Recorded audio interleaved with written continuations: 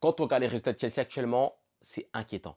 C'est inquiétant. 4 matchs, sur les 4 derniers matchs, c'est 2 points pris. Face à Ipswich, c'est une défaite. Face à Fulham, c'est une défaite. Face à Everton, c'est match nul encore. Everton, on peut dire OK, mais face à Crystal Palace, encore un match nul. Qu'est-ce qui ne va pas? On parlait d'une équipe qui était potentiellement deuxième, qui pouvait peut-être jouer la course au titre face à Liverpool, même si les supporters et le coach et tout le monde disaient que on ne joue pas la course au titre. OK, mais le positionnement faisait que tu étais peut-être concurrent et au final, aujourd'hui, tu es quatrième au point de te faire rattraper par le cinquième et le sixième. Théo, là, tu vas te battre pour la quatrième place. Même si c'était l'objectif à la base, hein. Mais qu'est-ce qui ne va pas récemment à Chelsea? Qu'est-ce qui fait qu'aujourd'hui, ça ne va plus? Là, on va faire le diagnostic de Chelsea sur les derniers matchs. On va essayer de trouver la raison. Les raisons. Du coup, avant que la vidéo commence, n'hésitez pas à vous abonner, mettre le pouce bleu, le petit commentaire. C'est parti. Ah, qu'est-ce qui ne va pas? C'est chaud, hein, c'est chaud. Oh, Kevin, raconte-nous un peu l'actualité du foot, non? Un City que tout le monde a rabaissé. Un Guardiola qui se griffait le crâne, qui devenait fou, t'avais l'impression. Une équipe qui gagnait plus. Aujourd'hui, ils sont à 2 points de Chelsea. Newcastle, une équipe qui avait peut-être fait un début de saison un peu compliqué. Là, actuellement, ils ont un Isaac super en forme. Ils sont à 1 point de Chelsea. Toute l'avance qu'on avait, elle est passée où lors de ces 4 derniers matchs? Parce que là, moi, je vous dis la vérité. Chelsea qui va se battre pour la quatrième place avec Manchester City et Newcastle, c'est chaud.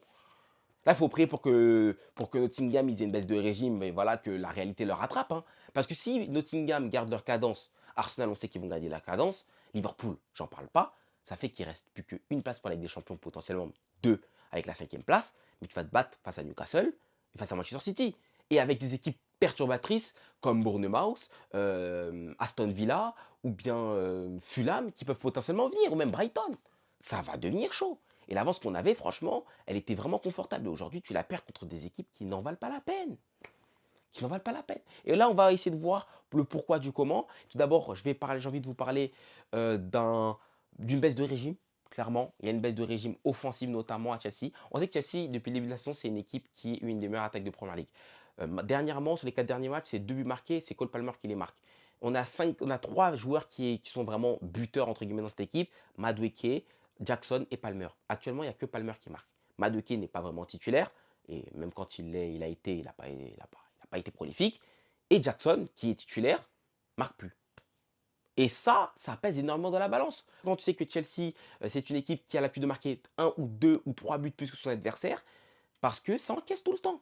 Depuis le début de la saison, hein, le problème défensif a toujours été là, hein. Une équipe qui prenait un ou deux buts par match, mais on savait que derrière, on en mettait 4 ou 3. Là, les 4 ou 3 buts se sont transformés en un but marqué par le Palmer. Et du coup, quand tu marques un but et que tu as l'habitude d'en prendre un par match, ça donne des matchs nuls, un but partout, comme Crystal Palace. Quand tu marques un but et que tu as l'habitude de t'en prendre un ou deux buts par match, ça donne des défaites 2 buts 1 face à Fulham. Quand tu marques un but, et encore là dernièrement, et quand il n'y a que Palmer qui marque, si Palmer ne marque pas, du coup personne ne marque, ça donne quoi? Match nul face à Everton. Palmer qui ne marque pas, ça donne quoi? Défaite face à Ipswich. C'est simple, c'est des mathématiques. La baisse de régime franchement offensive, notamment de Nicolas Jackson, pèse énormément sur le résultat de Chelsea aujourd'hui. On voit qu'il est plus très clinique, même si dans l'envie il est toujours là. Ça joue très longtemps. Les changements sont faits très tardivement, ce qui fait que Nkunku est aussi dans les vapes. Voilà, c'est pas non plus un neuf. Ce qui fait que Jackson, si on ne peut pas compter sur lui pour marquer les buts, ça devient tout de suite compliqué. Parce que j'en vois beaucoup parler du fait que ouais, défensivement, on a été touché, etc. Fofana, tout ça. Mais c'est vrai que Fofana n'empêchait pas qu'on se prenait toujours un but. Et là, dernièrement, même si c'est vrai qu'il y a des buts pris qui sont honteux, hein, notamment le Disasi qui fait la passe en retrait de ça, ok, mais ça ne change pas du fait que. Ça ne change pas des standards habituels en fait. Ça ne change pas de nos standards habituels. C'est plutôt offensivement qu'on a changé nos standards. Et ça qui est un peu dommage. Après, j'ai envie de parler aussi forcément des deuxièmes mi-temps mal gérés de la part de Maresca, parce que Maresca aussi sa part de responsabilité dans tout ça. Parce que moi, je trouve vraiment que Chelsea n'est pas dégueulasse. Je trouve pas qu'on est spécialement mauvais, mais comme je vous ai dit précédemment, il y a eu sa baisse de régime. Et en plus, elle ne touche pas que les attaquants, mais aussi certains joueurs, comme Enzo Fernandez, Caicedo et Kourla, qui sont toujours bons, hein. C'est encore toujours des bons joueurs, mais ils s'épuisent plus. Ils sont plus fatigués. Parce qu'avec cet enchaînement de matchs du Boxing Day, on a une équipe de Chelsea qui joue 60 minutes et après les 60 minutes jouées, c'est le crash. Et après, vraiment, si tu fais pas tes changements après les 60 minutes, Maresca, forcément derrière, tu peux plus jouer, hein. Forcément derrière, pour se projeter, ça devient beaucoup plus compliqué. Et même pour réagir si tu te fais égaliser, ça devient d'autant plus compliqué. On sait que sur le banc, il n'a pas non plus un milliard de choix, notamment au milieu de terrain. Lavia qui n'est pas là et l'absence de Lavia pèse énormément parce que ça empêche le turnover au milieu de terrain. Ce qui fait que très souvent, tu sens que la 70e Enzo, il commence à devenir dur pour lui de faire le retour défensif parce que c'est pas Bellingham. Même si les derniers mois, il faisait du Bellingham, on lui demandait vraiment d'être au four et au moulin, offensivement, être présent et faire des super retours défensifs. Et ça, on sait que Bellingham, dans ce domaine-là, il domine, même un Valverde. Mais Enzo, c'est pas ça. Enzo, ça n'a jamais été ça à la base. Je pense que pour Maresca, le fait aussi que Chelsea ne tue pas ses matchs assez tôt influence aussi énormément le fait qu'il ne fasse pas de changement. Parce qu'on sait que Maresca, si Chelsea gagne 3-0 à la 60e ou 70e, je pense qu'il va être plus favorable à faire des changements assez tôt. Mais si Chelsea, tant que Chelsea ne marque pas, il a tendance à ne pas faire de changement. Tant que Chelsea n'a pas tué le match, il ne fait pas de changement. Et ça me fait penser un peu au match face à Brentford où Chelsea, on gagne le match 2-1, mais on gagne 1-0, on subit un moment très faible. Jackson réussit à un moment donné, dans un moment faible, à marquer, parce qu'en plus il avait raté beaucoup d'actions avant, mais il réussit à faire finalement le break, et dès qu'il fait le break, il commence à faire des changements. Ça fait que vraiment, il a cette attente en mode, il se dit, vas-y, tuez-moi le match, après je fais mes changements, mais le problème c'est que tes joueurs ne tuent pas le match, tu ne fais pas de changement, et à la fin, à l'usure, tu te prends un but. C'est ça en fait, à l'usure, au final, tu te prends un but. Le match face à Fulham, la défaite, elle est complètement logique, hein.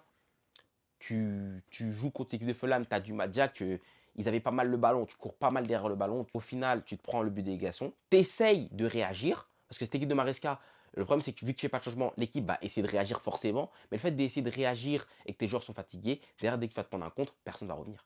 Et Fulham, il marque directement derrière. Et ça, c'était complètement logique. C'est que Maresca, sa part de responsabilité dans cette affaire. Tant je ne vais pas lui reprocher ses 11 de départ qu'il met au début, mais c'est vraiment les changements qui sont adoptés. Franchement, frérot, si tu veux redynamiser tes matchs, donner cette impression que vraiment cette équipe de Chelsea, à tout moment, elle cherche la victoire, il va falloir commencer à faire des changements plus tôt. Et parce que là, actuellement, il n'y a pas la Conference League, ce qui fait que les joueurs de l'équipe 2, entre guillemets, n'ont même pas de temps de jeu, ne jouent même pas. Et là, même les faire entrer à 10 minutes de fin de match, j'ai même pas l'impression que ça soit utile et bénéfique pour eux, même dans une affaire de concurrence, ça leur sert à rien.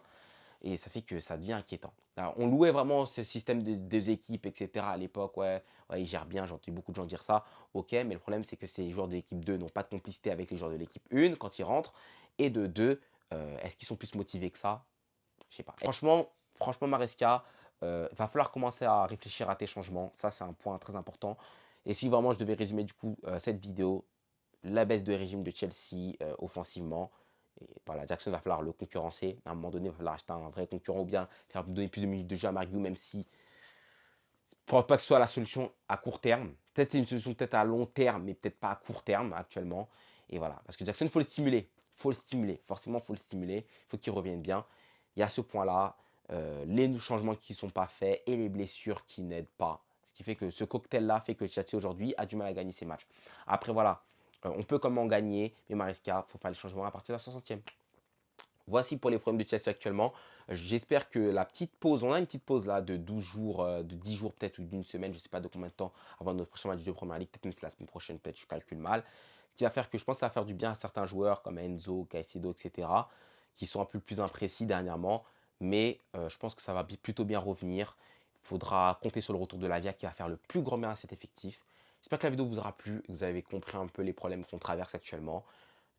Mettez un pouce bleu, abonnez-vous, on s'attrape très bientôt. Je vais essayer de traiter plusieurs petits sujets comme ça, je vais essayer d'être plus actif, même si à chaque fois je le dis, mais je ne le fais pas vraiment.